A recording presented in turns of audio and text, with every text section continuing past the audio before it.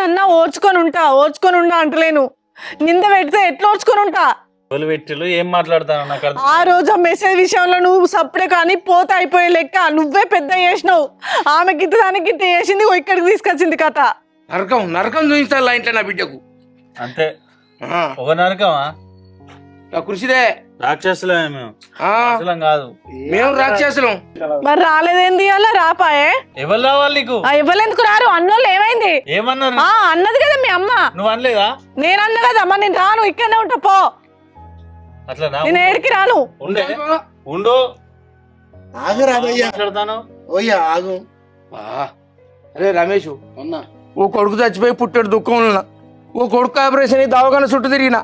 మళ్ళీ నా బిడ్డ ఊరి పెట్టుకున్నదంటే నా పానం లేదు. నా పానం పోయిందిరా తమ్మి. మీ ఆవేశంలో బీపీ పెరిగేదన్న మాట అని అనుకో, ఆ మాట పట్టుకుంటారా తమ్మి. ఆయన ఎందుకు వచ్చిందో ఏం కదా నువ్వే అడుగురా తమ్మి.